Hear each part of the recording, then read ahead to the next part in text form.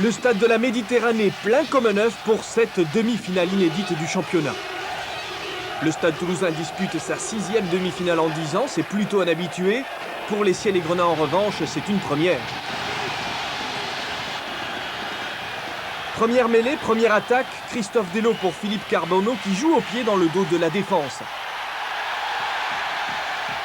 L'action ne donnera rien, mais le début de la rencontre est nettement en faveur des Toulousains qui s'attachent à produire du jeu. Des espaces se libèrent, comme celui dans lequel s'engouffre Jérôme Casalbou, mais les brèches sont vite colmatées. Michel Malafosse bloque le numéro 9 des Rouges et Noirs. Marc Darroch sur l'action signale une position de hors-jeu. Les Bergaliens ne se replient pas derrière la ligne. La pénalité est indiscutable.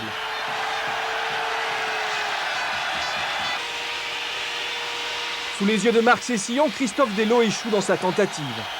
Il faut en fait attendre la 30e minute pour assister à l'ouverture du score. À la suite de cette mêlée gagnée par le stade, Christophe Delot se rachète en esquivant le drop. Serge Lahirle n'est pas rassuré pour autant car le pack bergalien affiche une grande sérénité.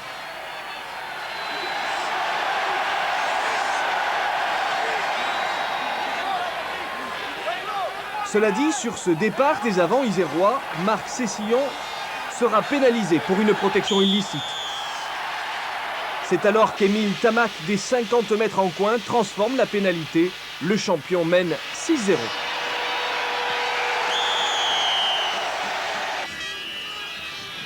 En deuxième période, toujours amené par le tandem Malafosse-Cessillon, les Bergaliens défient physiquement les avants rouges et noirs.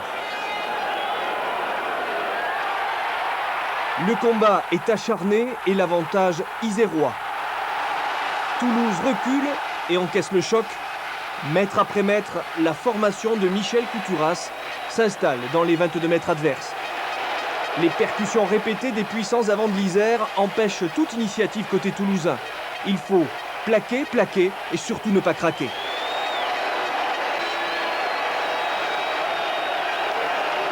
Sur cette action, Dominique Mazille choisit l'option côté fermé. Stéphane Glass sert Patrice Favre à l'intérieur. Bourgoin prend l'avantage et après la transformation mène 7-6.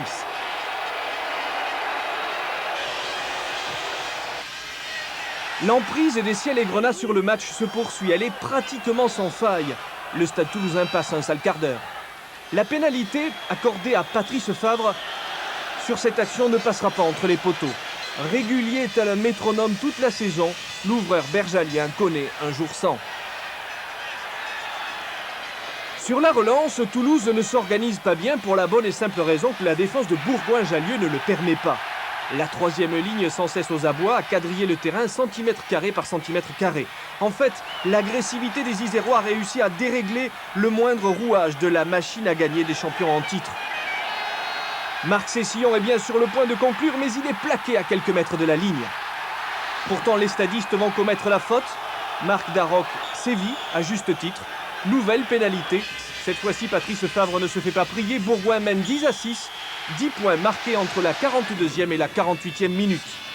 Il reste une grosse demi-heure à jouer. Le stade reprend la direction des opérations dans le secteur de la conquête, en mêlée et dans les regroupements.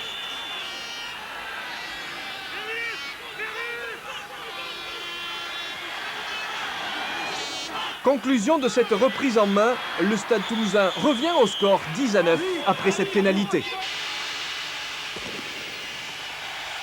Les minutes passent, les prises en touche d'Hugues Miorin sont impeccables. La circulation de balles chez les trois quarts presque décisive. En fait, Bourgoin défend héroïquement ce petit point d'avance, synonyme de Parc des Princes.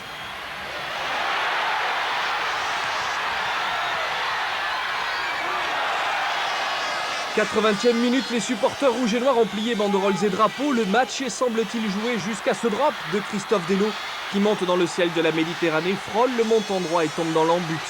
Émile Tamac surgit et subtilise le ballon de la victoire à Nigel Jenny. Le Stade Toulousain s'impose à la dernière seconde, 16-10. Émile Tamac a brisé le rêve bergalien. Le champion, lui, défendra son bouclier.